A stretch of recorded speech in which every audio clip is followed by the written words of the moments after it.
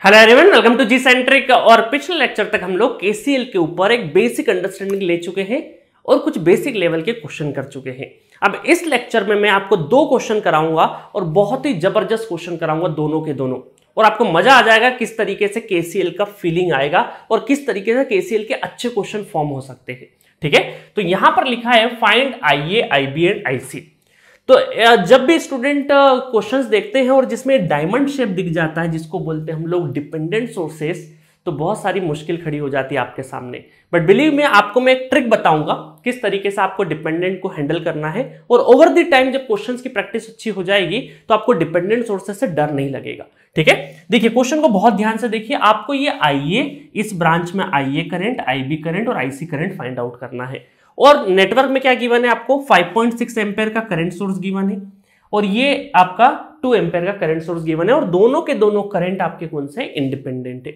और ये आपका क्या है, ये करंट सोर्स है, बट इसका जो डिपेंडेंसी है किस पे है, वोल्टेज पे, Vx वोल्टेज पे, 0.1 इंटू Vx।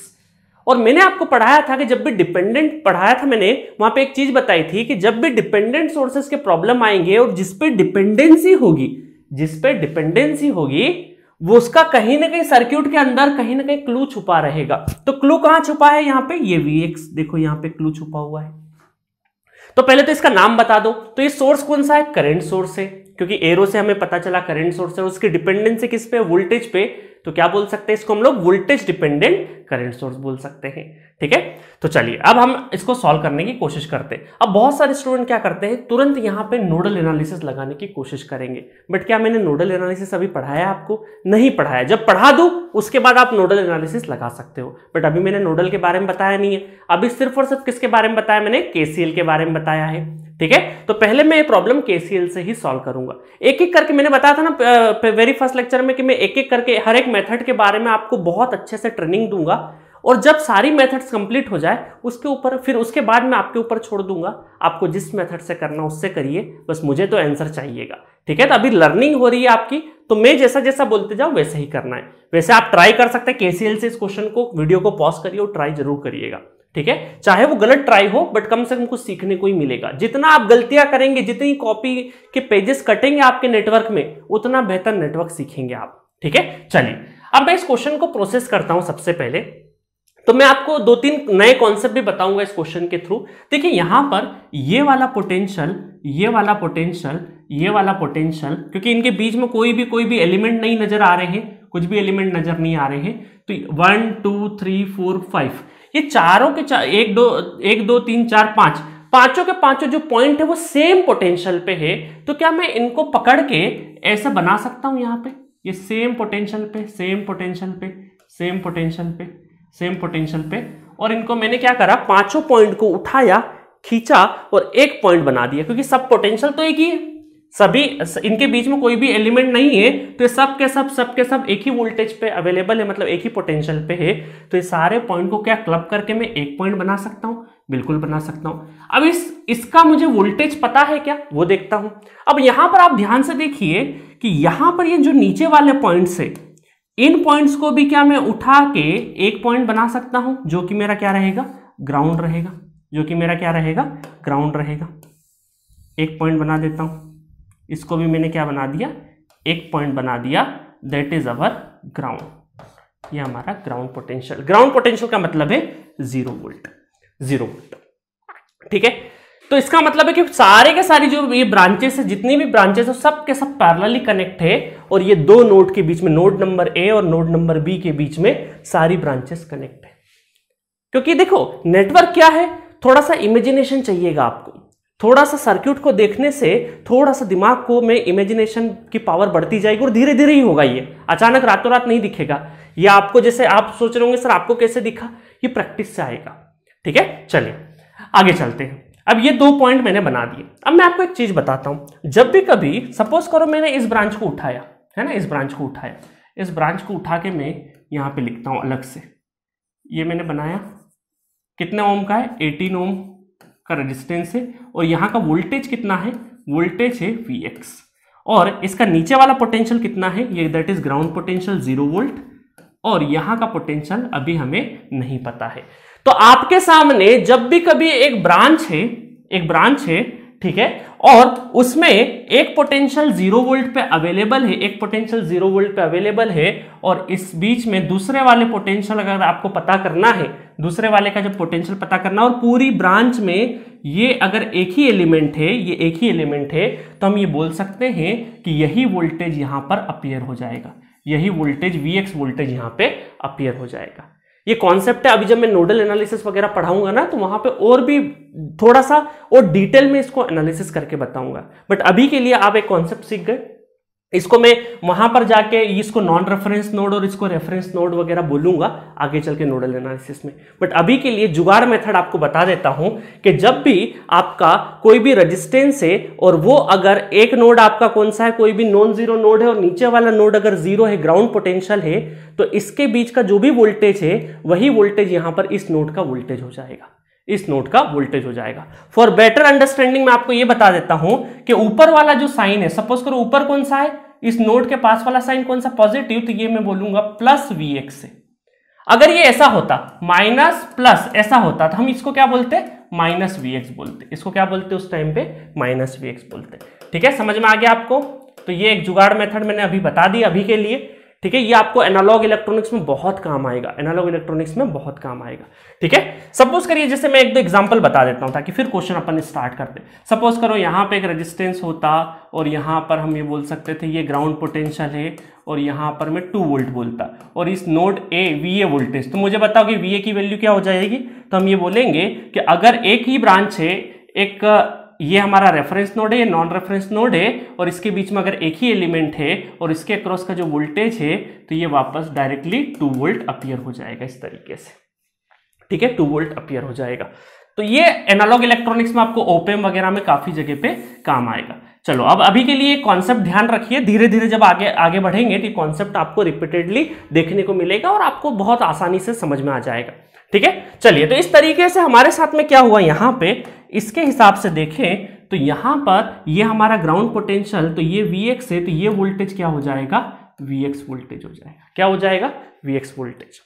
समझ में आया, ये वोल्टेज क्या हो गया, Vx। या तो आप ऐसे भी देख सकते हैं कि सपोज करो ये Vx वोल्टेज है, तो पैरेलली वोल्टेज सेम होता है, तो यहां का वोल्टेज भी क्या कहलाएगा, Vx वोल्टेज ही तो कहलाएगा पैरेलली, ऐसा भी बोल सकते हैं। या फिर ऐसा बोल सकते हैं, इसका उल्टी तरीके से देखो, यहां पर 9 ओम में आपको वोल्टेज लिखना था ना, अब आपके सामने क्या है, सपोज करो ये 9 ओम है, ठीक है ना, यहां पे क्या है आपका 9 ओम रेजिस्टेंस है, और ये वोल्टेज इस वाली ब्रांच से हमने इस नोड का वोल्टेज लिखा Vx, तो ये Vx वोल्टेज है और ये ग्राउंड पोटेंशियल है। तो अब हमने क्या कर दिया, इसी Vx वोल्टेज को ऐसे, क्योंकि अब ये Vx नीचे उतर आएगा, है ना। जैसे यहां पर इस केस में क्या हो रहा था, यहां से नीचे से ऊपर चले गया था Vx वोल्टेज। क्यों चले गया था वो वोल्टेज, क्योंकि नीचे क्या था, ग्राउंड पोटेंशियल था, और यहां पर क्या था, नॉन रेफरेंस नोड था। इसको रेफरेंस नोड बोलते हैं, इसको नॉन रेफरेंस नोड बोलते हैं। रेफरेंस मतलब ग्राउंड, ऐसा मान सकते हैं। तो अगर कोई भी एक सिंगल ब्रांच अवेलेबल है आपके रेफरेंस और नॉन रेफरेंस नोड के बीच में, और उसका जो वोल्टेज है वही वोल्टेज यहां का नोड वोल्टेज कहलाता है। तो यहां से नीचे से ऊपर गया था, अब इस केस में ऊपर से नीचे आ गया वापस। रिवर्स भी तो पॉसिबल है ना, रिवर्स भी तो पॉसिबल है। अगर ऐसे नहीं देखना तो पैरेलली वोल्टेज सेम होता है, पैरेलल में वोल्टेज वही का वही वोल्टेज सेम रहेगा, सारी ब्रांचें पैरेलल में है, तो ऐसा भी बोल सकते हैं हम लोग। ठीक है, तो ये चलो मैंने यहाँ पे बता दिया। अब कौन कौन सा करंट है इनके अंदर करंट हम ये बोले तो 18 इसमें है IA करंट है, और इसमें कौन सा करंट है हमारा 9 ओम में IC करंट जा रहा है, IC करंट जा रहा है। ठीक है, तो चलो ये तो हमारा एक कॉन्सेप्ट हो गया, एक नया कॉन्सेप्ट सीखा, जिसमें हम लोग किसी भी, अगर हमारे पास एक रेफरेंस और नॉन रेफरेंस नोड है तो नोड का वोल्टेज किस तरीके से लिखते हैं, वो एक कॉन्सेप्ट अब आपको नया एड ऑन हो गया है। चलिए अब आते हैं हमारे मुद्दे पे।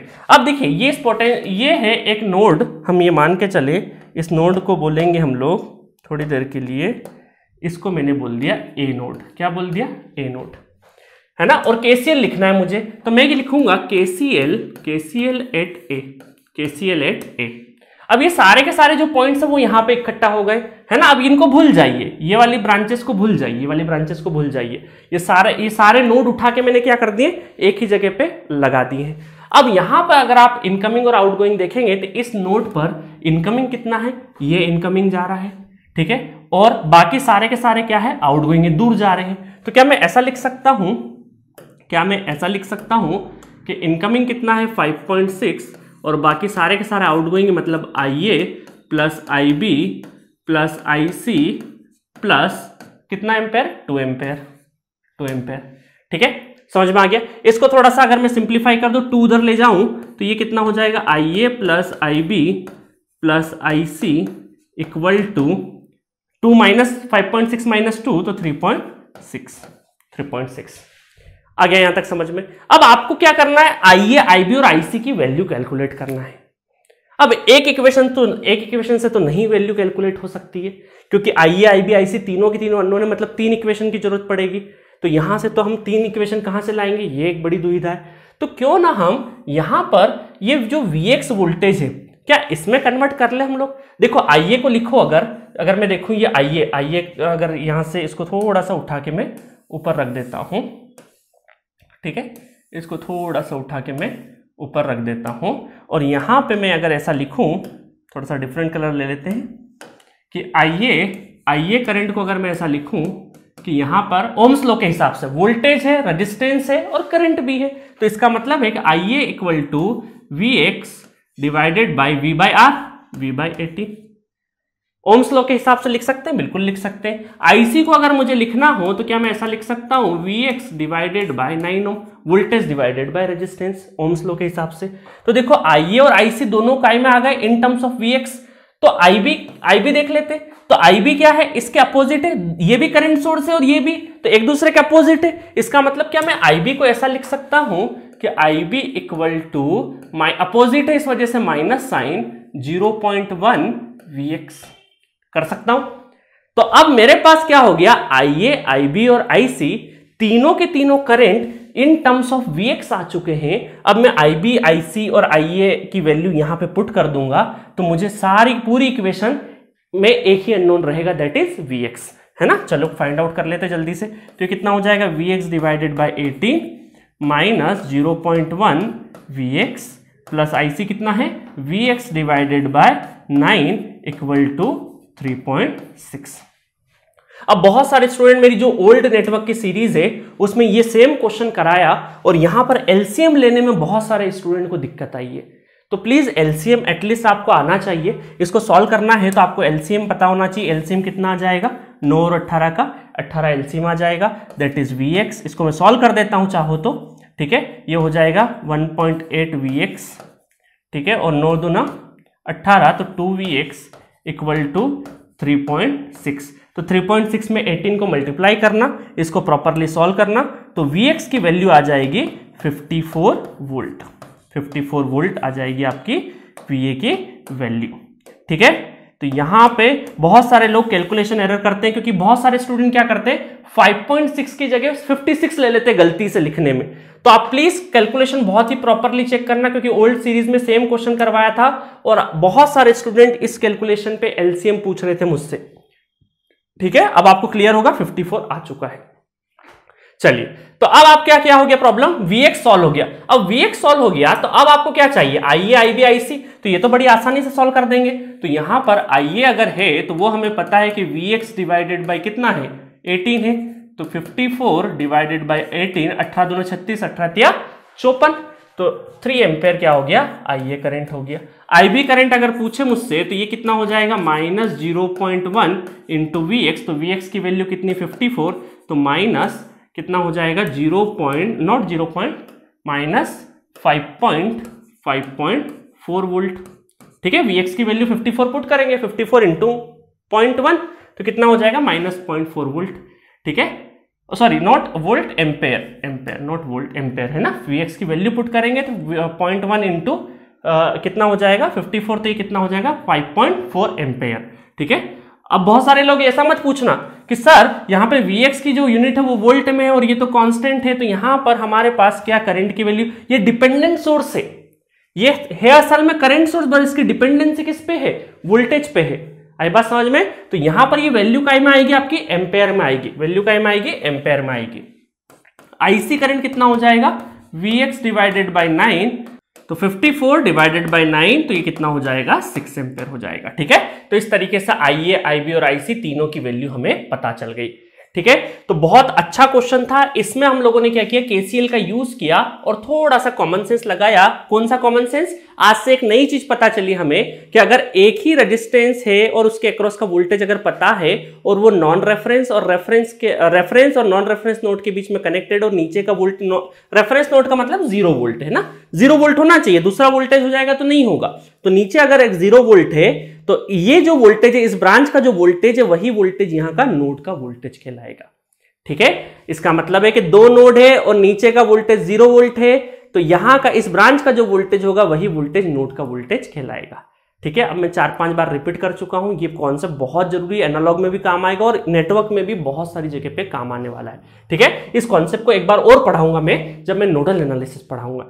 तो मजा आया क्वेश्चन में?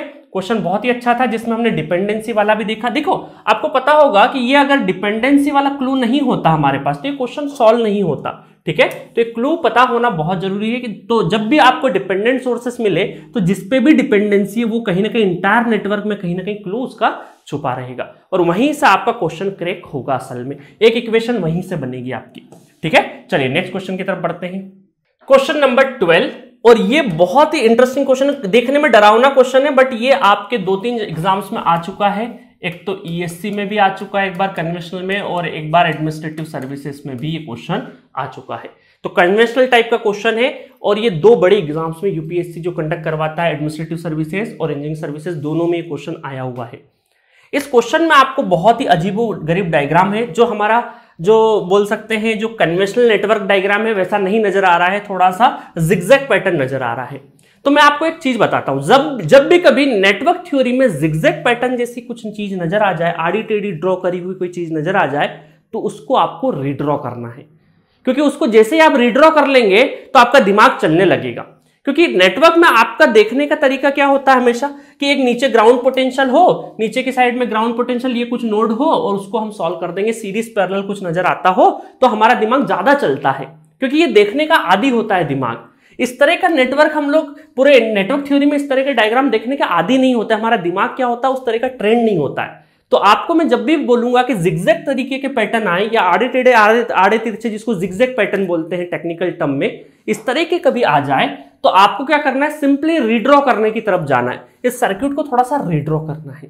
ठीक है, चलिए रीड्रॉ तो करेंगे। अब हमसे पूछा क्या इस क्वेश्चन में, देखिए हमसे पूछा ये I1 करंट, तो ये I1 करंट तभी पता चलेगा इस नोड के ऊपर खड़ा होकर अगर मैं केसीएल लगा दूं तो एक ब्रांच तो I1 है, और अगर मुझे ये करंट पता चल जाए, ये करंट सपोज करो, ये करंट मैं बोल देता हूं I25 ओम है ना, I25 के नाम से मैंने करंट का नोटेशन दे दिया, क्योंकि 25 ओम का रेजिस्टेंस है तो मैंने I25 दे दिया। अगर ये करंट पता चल जाए तो ये करंट आसानी से पता चल जाएगा। और देखिए यहां पर एक सोर्स कौन सा है, डिपेंडेंट सोर्स है, पतंग जैसा डायग्राम नजर आ रहा है, इसका मतलब इसकी डिपेंडेंसी किस पे, इस V पे, और V का कहां क्लू छुपा हुआ है, यहां पे क्लू छुपा हुआ है V का, तो इसका मतलब ये ब्रांच भी हमें हेल्प करेगी।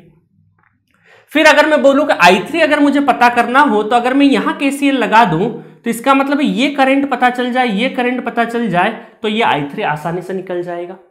अगर मैं बोलूं कि I2 निकालना है तो इस ब्रांच पे अगर मैं KCL, इस नोड पे KCL लगा दूं तो ये I1 I2 ये दोनों करंट अगर पता चल जाए तो काम हो जाएगा। तो इसका मतलब है कि कहीं ना कहीं मुझे 25 ओम के क्रॉस या फिर V अगर पता चल जाए तो ये एरो का मुझे करंट पता चल जाएगा कितने एम्पेयर का करंट है, इसके अक्रॉस मुझे करंट पता लगाना पड़ेगा, और अगर मैं नोड यहां पे लगाऊं तो मुझे इसके अक्रॉस भी करंट पता लगाना पड़ेगा। तो अल्टीमेटली मुझे ये जितने भी एलिमेंट्स नजर आ रहे हैं, देखिए इतने जितने भी एलिमेंट्स नजर आ रहे हैं, क्योंकि यहां तो चलो करंट की वैल्यू गिवन है, बट 10 ओम के क्रॉस, 100 ओम के क्रॉस या फिर 25 ओम के क्रॉस, अगर यहां पे मुझे करंट निकल जाए मेरा करंट, तो मेरा क्वेश्चन आसान हो जाएगा। मेरा क्वेश्चन क्या हो जाएगा, बहुत ही आसान हो जाएगा। चलिए तो अब इनको क्या करें, सबसे पहले रीड्रॉ करें। रीड्रॉ करने के लिए आप देखिए बहुत ध्यान से, इस नोड को अगर मैं ए नोड मान लेता हूं, इस नोड को क्या मान लेता हूं, ए नोड, तो यहां से लगा के यहां तक इस बीच में कोई है क्या, कोई भी नहीं है। तो अगर ये ए नोड है तो ये नोड भी क्या कहलाएगा, ए ही कहलाएगा। जैसे हमने पिछले क्वेश्चन में करा था ना कि इस नोड पे और इस नोड का पोटेंशियल क्या है, सेम है, क्योंकि बीच में कोई भी नहीं है, कोई भी फंडामेंटल एलिमेंट्स नहीं है। ठीक है, तो यहां पर भी इस नोड और इस नोड के बीच में कोई भी नहीं है, तो इसका मतलब ये नोड अगर ए है तो ये भी है, और ये अगर ए है तो ये भी क्या हो जाएगा, ए हो जाएगा। इसको अगर मैं बी नोड मान लूं तो ये इसके बीच में कोई भी नहीं, तो ये भी बी हो जाएगा और ये भी क्या हो जाएगा, बी हो जाएगा।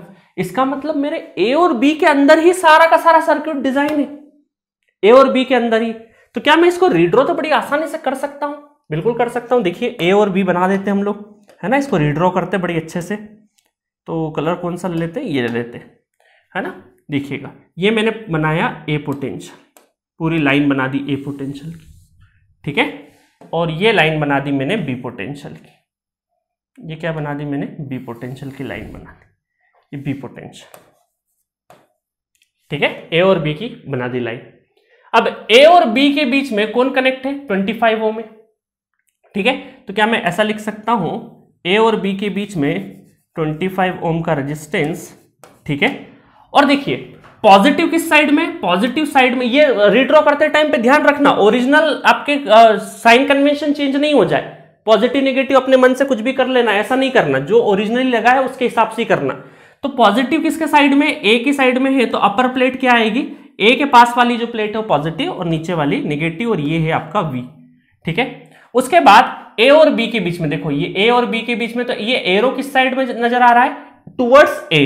तो हम ये बोलेंगे कि यहां पर ये डायमंड हमने बनाया, डायमंड शेप तो बनाया, बट इसका जो एरो है टुवर्ड्स ए बनाया, और ये कितना है 0.2 इंटू वी, ये बना दिया। उसके बाद ए और बी के बीच में क्या है, 10 ओम है, ये हमारा क्या हुआ, ए और बी के बीच में 10 ओम, ठीक है। और कौन सा है, ए और बी के बीच में देखो एरो कहां है, बी की साइड जा रहा है, मतलब ये ऊपर वाली जो लाइन है वो ए है, नीचे वाली बी है।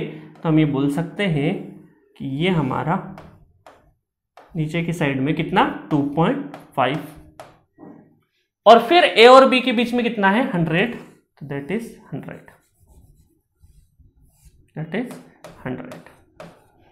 ठीक है। अब हमारा देखा देखा नेटवर्क नजर आ रहा है कि नहीं, जो हम देखने के आदी हैं उस तरह का नेटवर्क नजर आ रहा है, बिल्कुल आ रहा है। ये सारे पोटेंशियल ए पोटेंशियल है और सारे पोटेंशियल बी पोटेंशियल है। तो क्या हम केसीएल लगा दें, केसीएल अगर हम लोग लगा दें, कहां पे लगा दें केसीएल, केसीएल लगा देते हैं इस पूरे को हम क्या बोलेंगे, ए नोड है, ये हमारा पूरा पूरा ए नोड है, और ये हमारा पूरा का पूरा क्या है, बी नोड है, ये पूरा का पूरा क्या है, बी नोड है। बट हमारा टास्क क्या है, हमारा टास्क है कि I1 करंट निकालना। अब देखिए I1 करंट तभी निकलेगा जब मैं अगर यहाँ केसीएल लगाऊंगा और ये मुझे करंट पता चल जाए, मतलब कि यहां पर मेरा जो पर्पस है वो ये है कि मुझे यहां पर ये जो करंट है I25 ये पता चल जाए तो काम हो जाए। फिर अगर मैं यहां पर नोड लगाऊं या यहां पर नोड लगाऊं तो यहां 10 के अक्रॉस मेरा जो करंट है I10 वो पता चल जाए, या फिर मेरा ये I100 पता चल जाए तो मेरा काम हो जाए। तो असल में मुझे इन रेजिस्टेंसेस के अक्रॉस या रेजिस्टेंस के थ्रू कितना करंट फ्लो हो रहा है ये पता चल जाए, तो यहां पे गुत्थी सुलझ जाएगी आराम से केसीएल लगा लगा के, ठीक है। तो चलो सबसे पहले इस सर्किट को सॉल्व करते हैं हम लोग। तो यहां पर केसीएल लगाते हैं, है ना, यहां पे केसीएल लगाते हैं हम लोग, केसीएल एट ए, केसीएल एट ए लगा देते हैं। तो केसीएल लगा देंगे हम लोग, तो यहां पर कितना हो जाए, देखिए ये वी वोल्टेज कितना है, वी वोल्टेज है, तो यहां का वोल्टेज भी कितना है, वी है।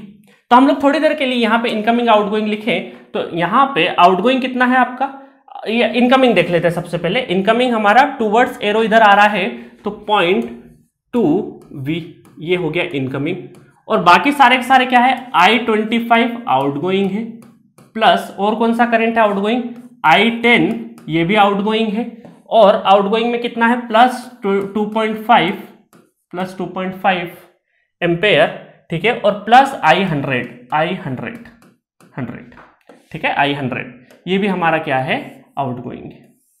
तो हमने इस तरीके से यहां पे ये केसीएल का एक्सप्रेशन लिख दिया। अब मुझे एक चीज बताओ कि यहां पर ये 0.2 वी है इक्वल टू I25 को क्या मैं ऐसा लिख सकता हूं कि V डिवाइडेड बाय, है ना, ओम्स लॉ के हिसाब से वोल्टेज भी है, रेजिस्टेंस भी है, करंट निकालना है, तो I25 को क्या मैं ऐसा लिख सकता हूं, V डिवाइडेड बाय 25, बिल्कुल लिख सकते हैं। प्लस मुझे एक चीज पता है कि सब पैरेलल में है, या फिर ऊपर उठा के यहाँ V लिख दो और वापस नीचे लेके आ जाओ, जस्ट लाइक पिछले क्वेश्चन में हमने किया कि यहां से उठा के यहां करा, यहां से उठा के वापस 9 पे वही Vx लेके आ गए। तो सिमिलर कॉन्सेप्ट ही तो है यहाँ पे। तो हम लोगों ने क्या किया, I10 को अगर लिखना है तो voltage divided bye 10, V divided by 10, ये V वही है डिपेंडेंसी वाला, है ना, प्लस 2.5, और मुझे पता है कि पैरेलल है, ये नोड वोल्टेज अगर V है, क्योंकि यहां पर भी तो एक रेफरेंस और नॉन रेफरेंस के बीच में ये V वोल्टेज है, तो यही वोल्टेज यहां पे आएगा, तो ये वोल्टेज अगर है तो यही वोल्टेज यहां पर भी आएगा और यही वोल्टेज यहां पर भी आएगा। इस तरीके से भी सोच सकते हो, या फिर पैरेलली वोल्टेज सेम है, ऐसे भी सोच सकते हो। तो यहां पर वोल्टेज डिवाइडेड बाय दिस 100, तो कितना हो गया, वोल्टेज डिवाइडेड बाय दिस 100। ठीक है, अब क्या करना है आपको, देखो ये V है, V, तो सारे V वाले एक साइड ले लेना, 2.5 एक साइड ले लेना, एलसीएम ले लेना, तो V की वैल्यू बस कैलकुलेट कर लेना, दैट इज 50 वोल्ट। 50 वोल्ट। ठीक है, तो बहुत सारे स्टूडेंट इस क्वेश्चन में कहां मिस्टेक करते हैं, ऑफलाइन में भी बहुत सारे स्टूडेंट मिस्टेक करते हैं। ये जो 0.2 लेते हैं ना, तो ये जो साथ में V लिखा हुआ है इसको वोल्ट समझ लेते हैं, बट इसको नॉर्मल वोल्ट नहीं है, ये नॉर्मल वोल्ट नहीं है, ये डिपेंडेंट पैरामीटर है, इसलिए इसको लेना बहुत जरूरी है। क्योंकि बहुत सारे स्टूडेंट इस V को नहीं लिखते हैं, इसको 0.2 रखते हैं, तो 2.5 और 0.2 कैलकुलेशन में आ जाता है, बाकी V को साइड में, कैलकुलेशन गड़बड़ हो जाती है। और फिर मुझे Gcentric एप्लीकेशन के चैट बॉक्स से पूछते हैं कि सर आपने कैलकुलेशन गलत करी है। मैंने गलत नहीं करी है, हाँ मुझसे भी होती है गलतियां, कोई दिक्कत नहीं है, क्योंकि कैलकुलेशन एरर हो सकता है, बट इस तरह की गलती नहीं करना इस क्वेश्चन में। मैं आपको वो सारी चीजें बताते जा रहा हूं साथ साथ में जहां पे गलती होने के चांसेस है, ताकि आपके लिए सीखना बहुत ही ईजी हो जाएगा। ठीक है, हाँ सर ने पूछा, बोला था कि यहाँ पे गलती होती है, यहाँ पे ध्यान रखना है, क्योंकि बहुत सारे सैंपल्स ऑफ स्टूडेंट ने मिस्टेक करी, वो देखी है मैंने ओवर द टाइम, तो वही सारी चीज मैं आपको बता रहा हूं। और यही एक्सपीरियंस होता है टीचिंग में। ठीक है, कि आपको गलती पहले से ही बता दूं कि हाँ यहाँ पे गलती के चांसेस है, ताकि आप ठोकर खा के ठाकुर नहीं बनो। वो ठोकरें आपको बता दी जाएगी, हाँ आने वाली ठोकर है, तो आपको पहले से ही अलर्ट रहना है और दूसरों की गलती से सीख के जल्दी कर लो। खुद गलती करके सीखोगे तो उतना टाइम नहीं है, दूसरों की गलतियों से जल्दी सीखो, है ना। चलो, तो यहां पे V कितना आ जाएगा, 50 वोल्ट। मैंने क्या बताया, कैलकुलेशन में क्या ध्यान रखना है, बहुत सारे स्टूडेंट कहां गलती करते हैं, 0.2 के साथ में V नहीं रखते हैं, यहां पे गलती हो जाती है। चलिए, बाकी एलसीएम तो ले लोगे, 100 एलसीएम आएगा और फिर इसको सॉल्व कर लेना पूरा पूरा। चलो, तो V कितना आ गया, 50 आ गया। अब V 50 आ गया तो अब हमारे प्रॉब्लम सॉल्व होना स्टार्ट हो गए। अब हमें एक एक चीज दिखने लगी कि यहां पर जो हमने यहां पे I25 करंट निकाला था, एक एक करके दिखते हैं। तो I25 कितना हो जाएगा, V divided by 25, V divided by 25, और V कितना है, 50 डिवाइडेड बाई 25, तो ये आ गया हमारा 2 एम्पेयर। ठीक है, और कहां पे हमें ये I10 निकालना है, तो I10 कितना हो जाएगा, I10 हो जाएगा V डिवाइडेड बाई 10। ठीक है, तो कितना हो गया, 50 डिवाइडेड बाई 10, तो ये कितना हो गया, 5 एम्पेयर हो गया। ठीक है, और हमें क्या निकालना, I100 भी पता चल गया, I100 पता चल गया, V डिवाइडेड बाई 100, तो यहाँ पे 50 डिवाइडेड बाई 100, तो कितना हो गया, 1/2 एम्पेयर, 1/2 एम्पेयर। तो बहुत सारी चीजें हमें यहाँ पे क्लियर हो गई। और ये हमारा करंट, ये कौन सा हो जाएगा, 0.2 इंटू 50, तो कितना हो जाएगा, 50 दूना 100, तो ये हो जाएगा हमारा 10 एम्पेयर। ये क्या हो जाएगा, 10 एम्पेयर हो जाएगा। चलो, अब 1 बाय 1 अब हमारे ओरिजिनल क्वेश्चन पे आते हैं। ठीक है, ओरिजिनल क्वेश्चन पे आते हैं। अब हमें जल्दी से लिखना है KCL। अब ये मैं ओरिजिनल क्वेश्चन को उठा के एक बार इधर रखूं क्या, नहीं इस साइड में कर देता हूं, है ना, ताकि आपको अच्छा रहेगा देखना। चलो, अब यहाँ पे KCL लिखना चालू करना आप। तो इस A नोट पे मैं अगर KCL लिखूं तो यहाँ पर इनकमिंग कितना है, 0, आउटगोइंग कितना है, I1 प्लस कितना, I25। तो I25 कितना है, I25 अभी मैंने निकाला कितना है, 2 एम्पेयर, ये 2 एम्पेयर हो जाएगा। तो I1 कितना हो जाएगा, दैट इज -2 एम्पेयर करंट। ठीक है, तो ये हमारा आंसर निकलना स्टार्ट हो गए, एक एक करके रुझान आना हमारा स्टार्ट हो गया। I1 कितना आ गया, 2 एम्पेयर आ गया। अब सिमिलरली यहाँ पे B पे लगाते हैं, है ना, इस वाले B पे लगाते हैं। अब बहुत सारे A B है, तो आप ध्यान रखना किस पे लगा रहा हूँ, B पे, इस वाले B पे लगा रहा हूँ। तो इनकमिंग कितना है यहाँ पे, इनकमिंग अगर देखें तो इनकमिंग है I25 इनकमिंग है, I25 इनकमिंग है, और क्या है इनकमिंग, नहीं बाकी सब आउटगोइंग है, मतलब I3 आउटगोइंग है प्लस 0.2 इंटू V आउटगोइंग। आया समझ में। तो I25 कितना हो जाएगा, I25 तो हमारा कितना है, 2 एम्पेयर है, तो ये हो गया 2 एम्पेयर। I3 हमें नहीं पता, और 0.2 इंटू 50, तो ये 50 दूना 100, 1 दशमलव गया तो कितना, 10, और इस साइड में आया तो I3 आ जाएगा 2 - 10, दैट इज -8 एम्पेयर। तो I3 की वैल्यू कितनी आ गई, I3 की वैल्यू आ गई -8 एम्पेयर। ये भी प्रॉब्लम सॉल्व हो गई हमारी, दूसरा रुझान भी आ गया है। ठीक है, चलिए, तो I1 I2 सॉल्व हो गया। अब इस वाले B पे अगर मैं लगा दूं, इस वाले B पे, तो यहां से मुझे क्या मिल जाएगा, चलो लगा देते हैं जल्दी से। ये थोड़ा सा कलर चेंज कर देता हूँ ताकि आपको सॉल्यूशन देखने में आसानी रहे, है ना। 8B यहाँ पे लगा देते हैं इस वाले कोने पे। तो इनकमिंग सपोज करो यहाँ पे ये देखो करंट का डायरेक्शन जो था A से B था, तो इसका मतलब ये हमारा I100 इस तरीके से। तो यहाँ पे इनकमिंग और आउटगोइंग, तो I100 इनकमिंग और ये आउटगोइंग है, तो हम ऐसा लिख सकते हैं I100 इक्वल टू I4। तो I4 इक्वल टू I100 कितना है हमारा, तो ये है 1/2, तो 1/2 एम्पेयर। ठीक है, 1/2 एम्पेयर, क्योंकि I100 हमारा ये कितना था, ये हो गया हमारा I100 1/2 एम्पेयर। ठीक है, चलिए आगे चलते हैं। और कौन सा बचा है, सिर्फ और सिर्फ हमारा I2 बचा है। तो क्या हम इस नोड पे लगा दें, इस नोड पे लगा दें, तो नोड A पे लगा देता हूं। तो यहाँ पे इनकमिंग कितना है, यहाँ पे इनकमिंग है I2 इनकमिंग है, और इनकमिंग कुछ भी नहीं, बाकी सब आउटगोइंग है। तो 2.5 प्लस 2.5 भी आउटगोइंग है, I100 भी आउटगोइंग है। ठीक है, 1 2 3 ब्रांचेस से बिल्कुल सही है। तो I2 कितना हो जाएगा 2.5 और I100 कितना है 1/2 मतलब 0.5। तो I2 कितना हो गया 3 एम्पेयर हो गया। 3 एम्पेयर इज दी I2। ठीक है, तो मजा आया अब आपको। तो यहां से ये पूरा क्वेश्चन हमारा एक ही फ्रेम में मैं आपको दिखा देता हूं, एक ही फ्रेम में मैं आपको दिखा देता हूं पूरा का पूरा क्वेश्चन। तो क्या क्या किया हम लोगों ने, ये देख लीजिए, ध्यान से देख लीजिए क्वेश्चन को। हम लोगों ने पहले जिगजैग पैटर्न था हमारे पास, है ना। समरी कर देता हूं मैंने क्या किया है असल में। तो यहां पर एक जिगजैग पैटर्न का मुझे अवेलेबल था, उसको मैंने रीड्रॉ किया क्योंकि मुझे देखने का आदी नहीं हूं। तो इसको मैंने थोड़ा सा अपनी तरीके से ए और बी के फॉर्म में, हो सकता है आपको दोनों ए और बी आगे चल के हो सकता है रीड्रॉ करने में A B C D 4 point में रीड्रॉ करना पड़े, ऐसे क्वेश्चन भी कराऊंगा। ये तो जस्ट शुरुआत है, नेटवर्क में बहुत अच्छे अच्छे लेवल के क्वेश्चन करेंगे हम लोग। रीड्रॉ किया हम लोगों ने, रीड्रॉ करने के बाद हमें पता चला कि सारे एलिमेंट के अक्रॉस अगर करंट निकालेंगे तो ही हमारा काम बनेगा।